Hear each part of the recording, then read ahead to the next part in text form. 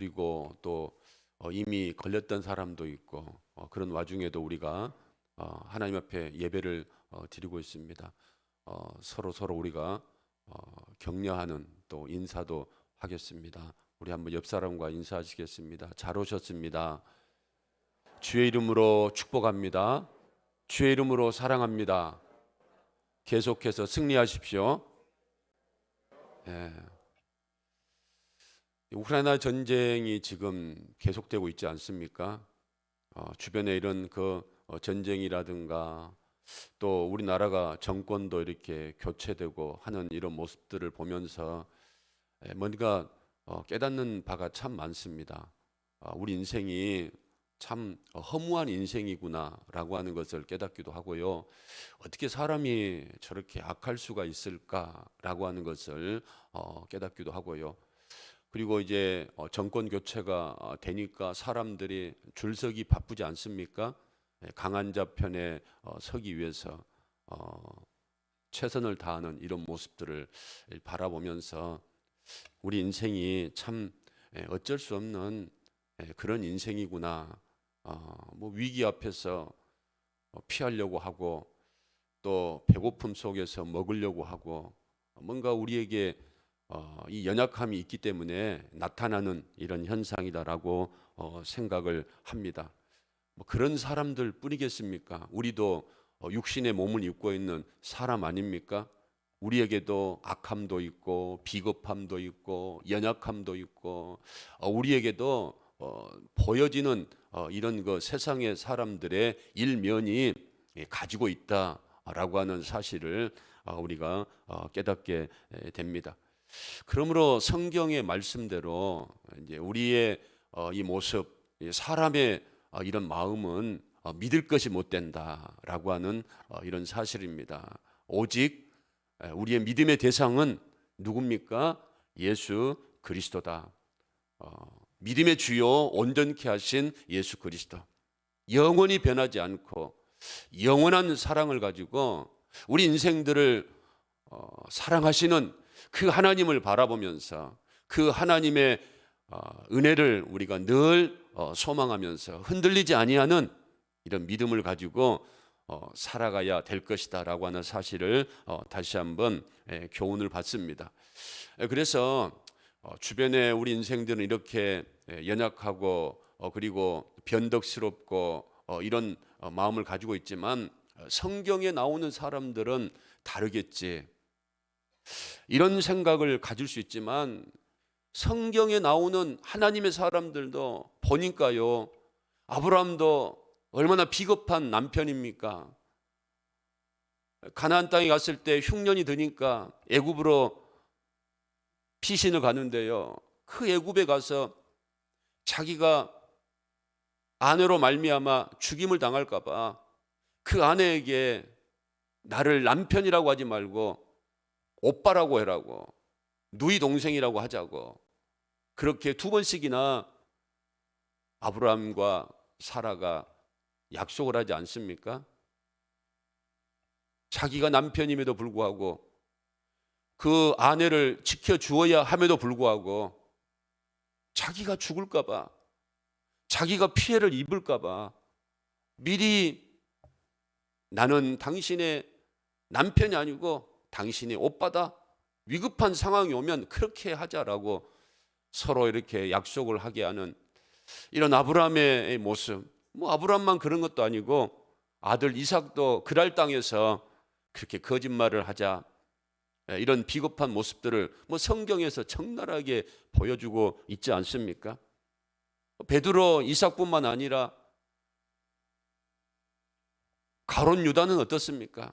3년 동안 예수님이 지극정성으로 훈련시키시고 먹이시고 그리고 그들을 데리고 다니면서 가르치시고 했는데도 자기 뜻대로 되지 않자, 자기의 마음대로 되지 않자 결국은 예수님을 종교 지도자들한테 가서 은 30냥에 팔아버리는, 뭐 나중에 후회는 했지만 이런 모습들을 우리가 보지 않습니까? 성경의 위인이라고 할지라도 믿음의 조상이다라고 할지라도 하나님 앞에서는 영락없는 연약한 인생이고 비겁한 인생이다라고 하는 사실을 우리가 교훈을 받게 되는데요. 여러분, 오늘 베드로는 어떨까? 베드로는 정말로 누가복음 2장 33절에도 어떤 모습이었습니까? 한번 33절에 베드로가 십자가를 지시겠다라고 했을 때에 어떤 말씀을 했습니까? 33절 한번 읽어보겠습니다. 자, 시작. 그가 말하되 주여 내가 주와 함께 오게도 죽는 데에도 가기를 각오하였다. 예?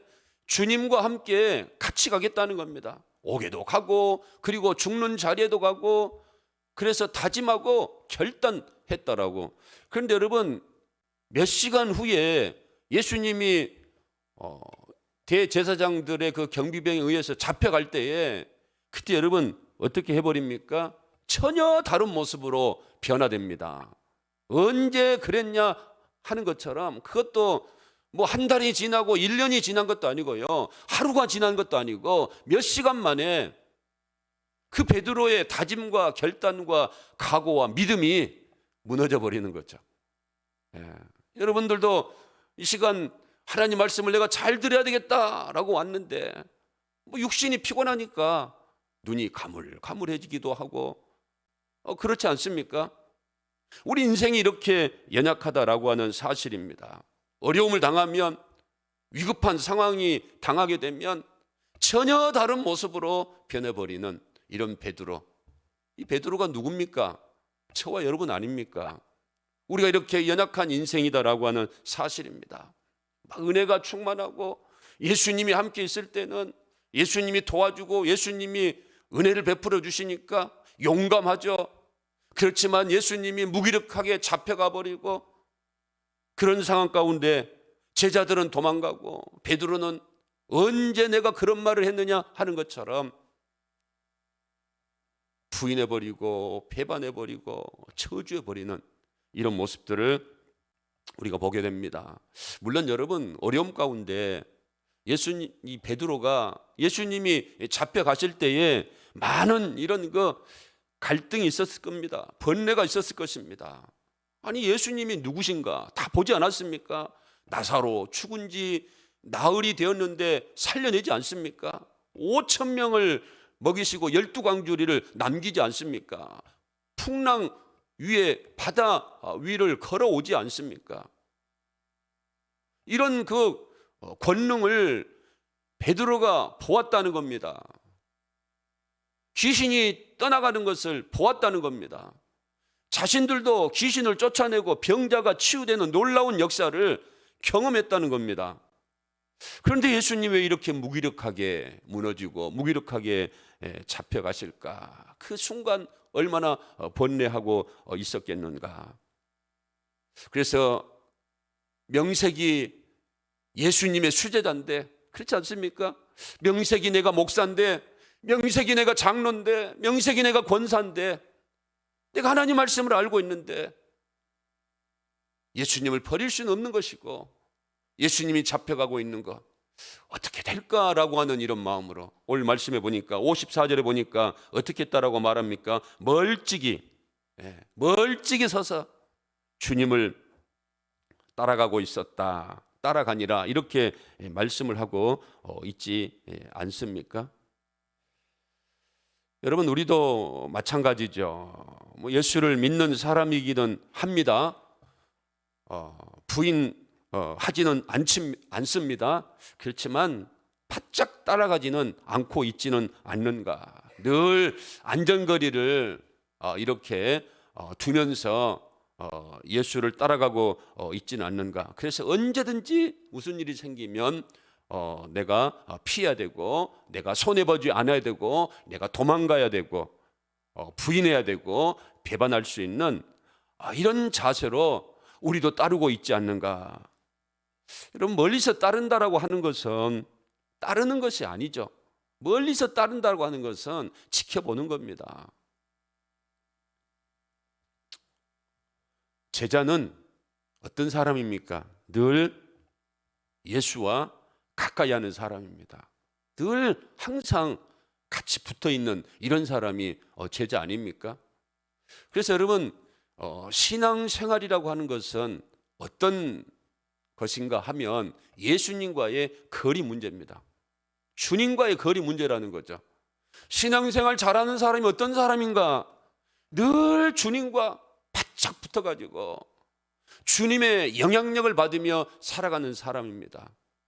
신앙생활 못하는 사람은 어떤 사람이겠어요? 주님과 멀어져 있는 사람입니다. 그래서 따라가기는 가지만 지켜보는 것. 여러분, 이번 고난주간을 통하여 다시 한번 우리의 믿음이 멀찍이 있다라고 생각되어진다면 거리를 좁힐 수 있는 저와 여러분이 될 수 있기를 주님의 이름으로 축원을 드립니다. 성경에서는 시편 73편 28절에서도 어떤 사람이 복 있는 사람인가? 하나님께 가까이 함이 나에게 복이다. 그래서 다윗은 그 하나님을 가까이 하기 위해서 어떻게 합니까? 주야로 하나님 말씀을 묵상했다. 하루에 7번씩 하나님을 찬송했다. 여러분, 하루에 몇 번 하나님을 찬송하고 있습니까? 7번이라고 하는 것은 완전한 수라는 겁니다. 그래서 완벽하게 하루에 하나님을 찬송하는 이런 삶을 살았다. 야고보 사도는 4장 8절에서 뭐라고 말씀합니까? 하나님을 가까이 하라. 그리하면 너희를 가까이 하시리라. 우리가 하나님을 얼마나 가까이 하는가, 우리가 하나님 앞에 얼마나 갈급한 이런 마음, 갈급한 메마른 심령을 가지고 있는가. 그 메마른 심령, 가난한 심령 위에 하나님의 놀라운 축복이 임한다라고 말씀하고 있지 않습니까? 여러분, 이번 고난주간을 통하여서 우리가 하나님 앞에 가까이 가는 이런 기회가 될 수 있기를 바랍니다. 그게 복이라는 겁니다. 물질을 가까이 가는 거, 뭐 사람을 가까이 하는 거, 여러분 또 명예를 가까이 하는 거, 세상을 가까이 하는 거, 여기에는 하나님이 복된 역사가 일어나지 않는다라고 말씀하셨습니다. 하나님이 주시는 참된 만족과 기쁨은 늘 하나님과 가까이 하는 자에게 임한다라고 하는 사실입니다. 그래서 멀찍이 예수님이 어떻게 되는가 하는 것을 바라보기 위해서 따라가는데, 이제 대제사장 집에서 이제 예수님의 그 죄인의 심리를 받게 될 것인데, 이제 그 대제사장 집의 그 뜰에서 이제 많은 사람들이 불을 쬐면서 지켜보고 있습니다. 팔레스타인의 이런 봄, 6월절에 봄에 일어나지 않습니까? 팔레스타인의 이 봄은 밤에는 춥다는 겁니다. 그래서 많은 사람들이 불을 이렇게 피워놓고 하인들, 그 집의 사람들이 이제 어떻게 심리가 되어지는가 이런 것들을 보기 위해서. 그런데 그 자리에 누가 있습니까? 베드로가 있었는데요, 한 여종이 그 베드로를 주목하여 말합니다. 이 사람도 예수와 함께 있었다, 이렇게 말하지 않습니까? 그러자 베드로가 뭐라고 말합니까? 57절을 보니까 베드로가 부인하여 이르되, 이 사람이 저 예수와 함께 있는 걸 내가 보았다라고 말할 때에, 여러분, 뭔가 준비하고 있었던 사람처럼 즉시 뭐 해버립니까? 부인해버립니다. 여자여, 나는 그를 알지 못한다. 예수를 알지 못한다. 뭐 주저하지도 않고 머뭇거리지도 않고 생각하지도 않고 그저 나는 예수 모른다, 예수와 아무런 상관이 없는 사람이다, 이렇게 말을 합니다. 여러분, 베드로가 불과 몇 시간 전에 우리가 읽지 않았습니까? 배우지 않았습니까? 예수님과 함께 오게도 가고 예수님과 함께 죽는 자리에까지 간다라고 그가 각오했다, 다짐했다, 결단했다, 마음으로 그가 다짐했다라고 말씀하고 있지 않습니까? 그렇지만 여지없이 그 또 여종 앞에서, 뭐 공회의원이나 이런 사람 앞에서 나 예수와 함께하는 사람이 아닙니다라고 부인했다라고 한다면 뭐라고 좀 이해가 될 수도 하는데, 그런데 여종 앞에서 베드로가 나는 예수와 상관이 없는 이런 사람이다라고 부인을 해버리지 않습니까? 여러분, 여기서 우리가 알 수 있는 것은 우리의 믿음은요 정말 연약합니다. 그래서 우리가 날마다 시간마다 새벽마다 하나님 앞에 나와서 말씀을 듣고 말씀을 읽고 그리고 결단해야 됩니다. 베드로가 불과 몇 시간 전에 결단했던 그 결단이 여러분 무너져 버리지 않습니까? 그렇기 때문에 우리는 시간 주의 말씀을 붙들고 늘 주님 뜻대로 살겠다라고 새벽마다 나와서 말씀을 들으면서 기도하면서 우리도 다짐하고 하나님의 내 믿음을 주장하여 달라고 이런 믿음의 시간들을 우리가 가져야 될 줄로 믿습니다. 여러분, 오늘 베드로가 그 여종 앞에서 부인했던 것처럼 오늘날도 우리가 정말 나는 예수 믿는 사람이다 라고 떳떳하고 자랑스럽게 말할 그런 시대가 아닌 것 같아요. 불과 몇십 년 전만 하더라도 교회의 권위도 있고 목사의 권위도 있고 그리고 직분자의 권위도 있었는데 요즘은 완전히 교회의 권위라든가 목사의 권위라든가 성도의 이런 권위라든가 직분자의 권위라든가 이런 것들이 추락이 되어 버렸습니다. 오죽했으면 기독교가 아니고 개독교다. 이런 비아냥까지 드려야 되지 않겠습니까? 듣고 있지 않습니까? 그 이유가 무엇입니까? 우리는 세상의 빛이고 소금인데 빛과 소금의 역할을 감당하지 못하고 베드로처럼 예수님을 멀찍이 따라가면서 세상 사람들과 함께 불을 쬐고 함께 그 자리에 앉아있는 우리들이 어떻게 세상 가운데 빛이 되고 소금이 되고 선한 영향력을 나타내는 믿음의 삶을 살아갈 수 있는가? 예수님이 나는 포도나무여 너희는 가지다라고 말씀하지 않습니까? 그러면서 뭐라고 말씀하십니까? 너희는 나를 떠나서 아무것도 할 수 없다라고. 예수를 멀찍이 떠나서 우리가 세상의 빛과 소금의 역할들을 감당하지 못한다라고 하는 사실입니다.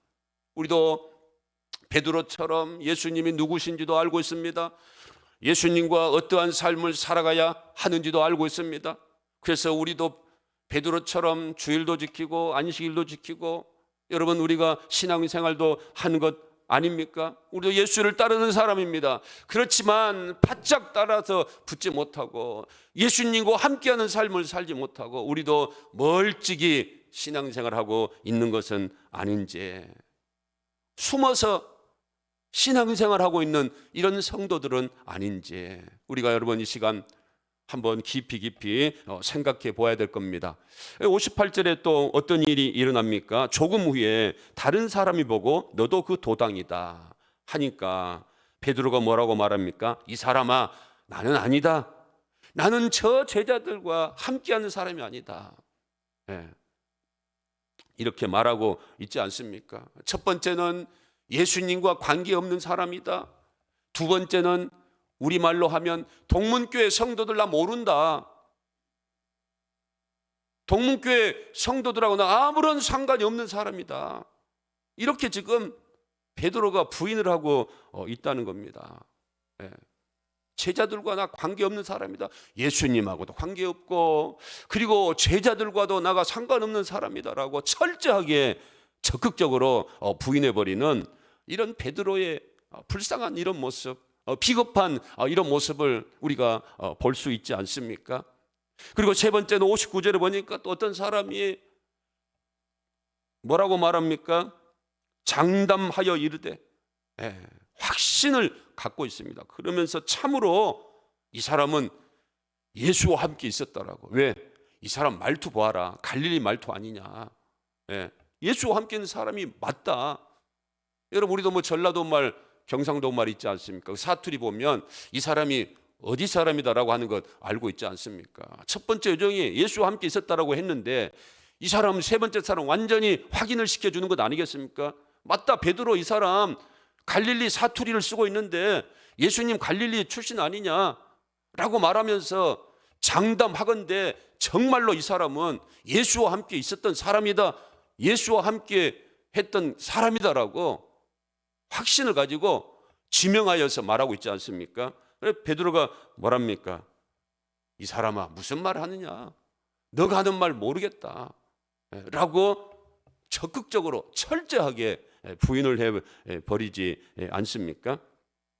그럴 때 닭이 울게 되었다. 닭이 3번 울게 되었다라고 말씀합니다. 그리고 닭이 3번 우는 것을 들을 때에 무엇이 생각났다라고 말합니까? 내가 오늘 닭 울기 전에 내가 3번 나를 부인할 것이다 라고 하는 말씀이 생각이 나는 겁니다. 이 말씀을 생각을 하면서 그가 밖에 나가서 통곡을 한 것 아니겠습니까? 오늘 말씀이 이런 말씀이다라고 하는 사실입니다. 그러면서 61절에 주님께서 마지막에 부인하고 닭이 3번 우는 그 순간에 베드로를 돌이켜 보았다, 이런 말씀을 기록을 하고 있습니다. 여러분, 우리는 이 하나님의 말씀을 늘 그래서 묵상을 하고 기억하고 하나님 말씀을 가까이 해야 될 줄로 믿습니다. 말씀을 통해서 순간순간 주님의 마음을 우리가 깨달을 수 있다는 겁니다. 말씀을 통해서 순간순간 나의 죄성을 깨달을 수 있다라고 하는 사실입니다. 베드로가 왜 회개했는가? 그 주님의 말씀을 들었기 때문에, 그 주님의 말씀을 비수처럼 가슴에 찔림을 그가 느꼈기 때문에 그가 가슴을 치고 통곡하는 이런 회개의 사람이 될 수 있었다라고 하는 사실입니다. 여러분, 주님이 왜 베드로를 돌이켜서 보았을까? 너 같은 사람이 어떻게 나를 따른다라고 말할 수 있냐? 비난하고 정죄하기 위해서 그렇겠습니까? 예수님은 베드로의 연약성을 알고 계시지 않습니까? 그가 죽기까지 옥에도 가고 함께 하겠다라고 했을 때에 내가 닭 울기 3번 울기 전에 나를 뭐하리라? 3번 부인하리라. 닭 울기 전에 내가 3번 나를 부인하리라. 예수님이 알고 계셨다는 겁니다. 예수님께서 베드로를 돌이켜 보신 것은, 베드로야, 봐라, 너의 모습이다. 너가 아무리 장담하고 너가 아무리 호언장담한다고 할지라도 너는 어려움 앞에서, 위기 앞에서 피급하고, 위기 앞에서 배반하고, 위기 앞에서 피하려고 하고, 위기 앞에서 낙심하고 좌절할 수밖에 없는 그런 인생이다라고 하는 사실을 예수님을 통해서 느끼도록 하기 위함이다라고 하는 사실입니다. 여러분, 예수님은 지금도 마찬가지입니다. 베드로 같은 모습으로 우리가 주의를 지키고 우리가 신앙생활을 하고 있다라고 할지라도 언제든지 나만을 생각하고 내 의지대로, 내 감정대로, 내 생각대로 살아가고 있는 우리들, 오늘 이 시간도 주님의 눈빛을 통하여서 주의 마음을 깨달을 수 있는, 주의 음성을 들을 수 있는 저와 여러분이 될 수 있기를 주님의 이름으로 축원을 드립니다. 여러분, 그래서 우리가 낙심하고 좌절하고 죄의식 가운데 빠져 있는 게 아니고요, 우리는 이 종료주일 고난주간을 통하여서 우리를 돌이켜보시는 그 주님의 눈빛을 보아야 됩니다. 그 눈빛을 통하여 우리에게 말씀하시고자 하시는 주의 음성을 우리가 들어야 됩니다. 그래서 우리가 새롭게 변화되어야 한다는 겁니다. 코로나19 때문에 모든 것들이 무너지고 있지 않습니까? 코로나19 때문에 우리가 얼마나 예배 생활에 등한히 했습니까? 이 핑계에 첫 핑계 됐습니까? 예배가 위축되고 있지 않습니까? 주님이 우리를 지켜보실 겁니다. 베드로를 지켜보셨던 그 주님, 우리가 한때는 그래도 주님, 주의 영광을 위해서 살겠습니다라고 고백하고 다짐하고 가슴을 치며 주 앞에 나와서 기도하면서 베드로처럼 주님과 함께 하겠다라고, 주님과 함께 오게도 가고 주님과 함께 죽는 자리에도 가겠다라고 했던 우리들 아닙니까? 그런데 주님이 묵묵히 잡혀가실 때에 위기 가운데서, 어려움 가운데서 베드로의 그 다짐과 그 결단과 그 믿음은 어디 갔느냐 하는 겁니다. 이 모습이 저와 여러분의 모습 아니겠습니까? 여러분, 처음부터 믿음 있는 사람이 어디 있습니까? 베드로도 그렇고 아브라함도 그렇고, 믿음의 조상이라고 했던 아브라함도 서두에 말씀드렸던 것처럼 비겁한 사람 아니었습니까? 하나님의 약속의 말씀은 끝까지 믿지 못하고 중간에 사라를 통하여 이삭이 출생하기를 원하시는 하나님의 뜻이었는데 하갈을 통하여 이스마엘을 놔버리지 않습니까?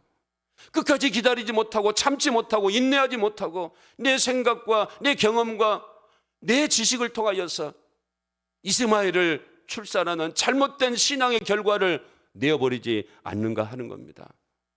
여러분, 우리는 이 종료주일 고난주간을 통하여서 오늘 말씀을 통하여 우리가 깨달아야 할 것은 처음부터 우리가 완벽한 믿음을 가지고 살아갈 수 있는 것도 아니고요, 그렇다고 해서 우리가 강건한 믿음의 삶을 살아갈 수 있는 이런 사람들도 못 된다. 우리는 이 십자가 앞에서 예수 그리스도의 십자가가 아니고서는 하나님 앞에 온전한 믿음의 사람으로 세워질 수 없다라고 하는 사실, 우리의 연약함을 깨달아야 합니다. 우리의 죄 있는 모습들을 깨달아야 한다는 겁니다. 왜 예수님이 십자가를 지셨는가? 왜 예수님이 그 대제사장 집에서 죄인의 심리를 받아야 되는가? 필라도 앞에서 재판을 받아야 되는가? 왜 예수님이 물과 피를 쏟으시기까지 그 십자가에서 고난을 당하시고 고통을 당하셔야 됐는가? 그럼에도 불구하고 우리를 사랑하는 마음으로, 베드로를 사랑하는 마음으로, 연민하는 마음으로 바라보시는 그 주의 은혜와 사랑을 여러분 고난주간을 통하여서 십자가 앞에서 우리가 깨달아야 되지 않겠는가라고 하는 사실입니다. 여러분, 주님은 분명코 저와 여러분을 위하여 십자가를 지셨습니다. 그 십자가를 지시면서도 한마디 비난과 정죄하지 아니하시고 우리를 사랑하는 마음으로 베드로를 쳐다보았던 그 눈빛으로, 그 사랑의 눈빛으로 오늘 이 시간 우리들을 쳐다보고 있는 줄로 믿습니다. 우린 여러분 믿음을 회복해야 됩니다. 우리는 이번 고난주간을 통하여서 정말 그 주님의 그 고통이 얼마나 대단한 것이었는가. 그럼에도 불구하고 원망, 불평, 비난, 정죄하지 아니하시고 우리를 사랑하는 마음으로, 우리를 기뻐하는 마음으로 묵묵히 십자가를 지셨던 그 주님, 그래서 우리로 하여금 영원한 생명을 얻을 수 있도록 묵묵히 십자가에서 내 죄를 대신하여 지어주신 그 주님, 그 주님을 우리가 일주일 동안 묵상하면서 고난주간 동참하면서 다시 한번 우리의 믿음을 회복하고 새롭게 변화되어 이제는 하나님이 기뻐하시는 이런 믿음의 사람으로 새로운 변화를 입어서 살아갈 수 있는 저와 여러분이 될 수 있기를 주님의 이름으로 축원을 드립니다.